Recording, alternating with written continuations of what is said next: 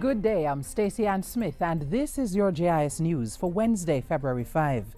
Government will formally begin the 2014-2015 financial year on April 3 with Governor-General Sir Patrick Allen delivering the throne speech. Andrea Chisholm has details of the schedule for the budget debate. After His Excellency outlines government's plans for the financial year, the estimates of expenditure will also be tabled in Parliament on April 3. The estimates of expenditure, or budget as it's popularly called, outlines how much money the government plans to spend on different sectors of society like health, education and infrastructure development. The Standing Finance Committee of Parliament, which comprises all members of the House of Representatives, will then consider the proposed budget from April 8 to 10. Finance Minister Dr. Peter Phillips will later open the budget debate on April 17.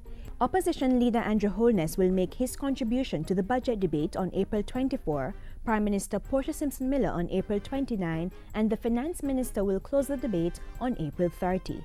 For JIS News, I'm Andrea Chisholm. In the meantime, a team from the International Monetary Fund (IMF) will this week begin to review Jamaica's performance under the agreement with the fund. The team, which should be in the island from February 5 to 13, will review the country's performance for the quarter ending December 2013. Finance Minister Dr. Peter Phillips told Parliament last week that based on government's assessment, all quantitative targets and structural benchmarks for the October to December period were met. So far, Jamaica has passed 2 IMF tests, which resulted in a total drawdown of $270 million from the fund.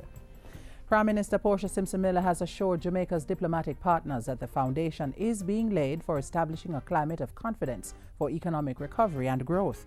She was addressing members of the diplomatic corps Tuesday in observance of Diplomatic Week 2014. Interdependency between nations and the global nature of many of the problems we face require us to deepen the dialogue between our peoples and our countries.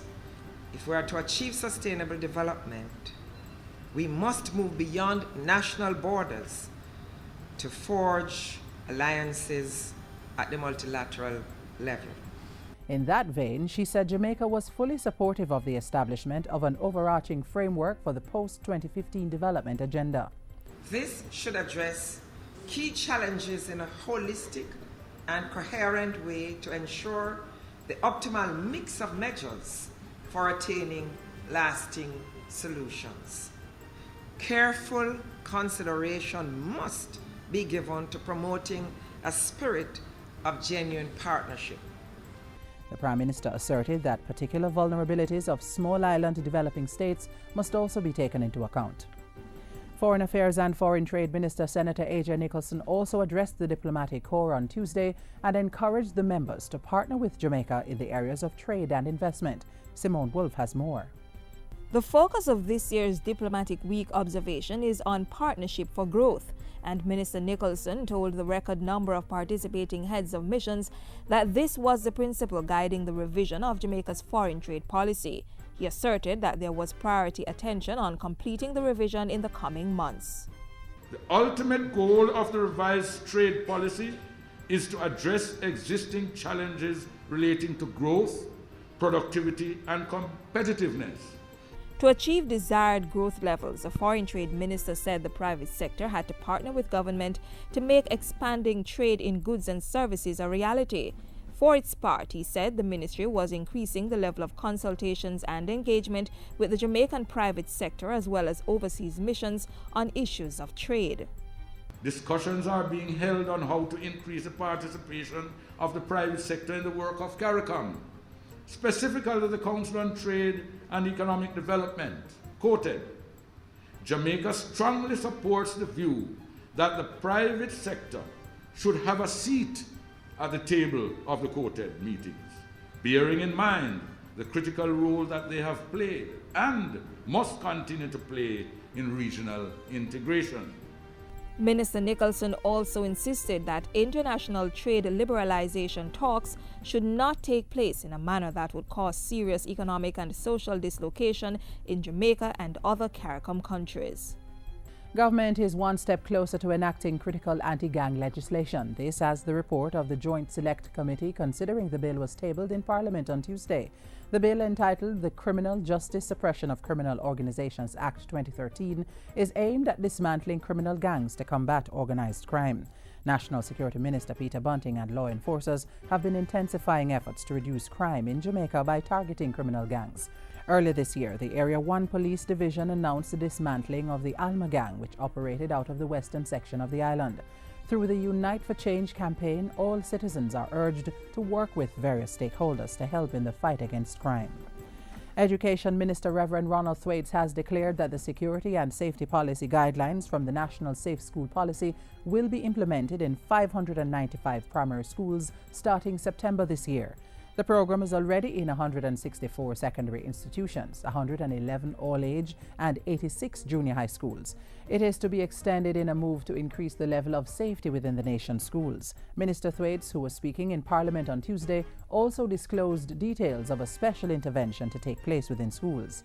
The students who principals find are difficult to maintain in class will now be subject to intense counseling, to intense intermediation by professionals in order that their behavior may be properly analyzed and corrected where possible. He said regional referral centers would be established to treat children with major dysfunctional tendencies, along with the mandatory training of all teachers at training institutions in behavior management. The Ministry of Youth and Culture says it's committed to working with all parties towards resolving issues surrounding development of Pinnacles St. Catherine and other matters of importance to the Rastafarian community. A site tour to Pinnacle was facilitated by the ministry last Friday as one of the agreed actions from a stakeholder meeting held on January 28. The consultation will continue, yes. That meeting last week was in continuation of a process which was started with the Prime Minister herself by the community in the month of December, and also follows earlier action by the Heritage Trust earlier in 2013, and in a follow-up for what was really started sometime in 2007-2008. So it's a process, and the process is continuing. Rastafarians claim cultural and historical connections to the area now owned by the Sanjaga Development Company Limited. Among other things, the site comprises remnants of the dwelling of the first leader of the Rastafarians, Leonard Howell, which has been declared a national monument by the Jamaica National Heritage Trust. One of the specifics is for the Jamaica National Heritage Trust representatives to work along with members of the Rastafarian community in relation to the identification of other sites. Some work has been done already, and I know there are difficulties, but some work has been done. We want to advance that work. And finally, a delegation from Botswana paid a courtesy call on the Office of the Jamaica Information Service Tuesday. The team was headed by the Permanent Mission of Botswana to the United Nations in New York, who expressed appreciation for the courtesy extended to members of another Botswana delegation who visited the JIS last September. They were on a benchmarking mission to examine the agency's media practices.